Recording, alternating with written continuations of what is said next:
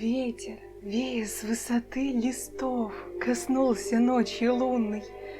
Моей души коснулась ты. Она тревожна, как листы, она, как гусли многострунна. Житейский вихрь ее терзал и сокрушительным набегом, свистя и воя, струны рвал и заносил холодным снегом. Твоя же речь ласкает слух, твое легко прикосновенье, как от цветов летящий пух, как майской ночи дуновенье.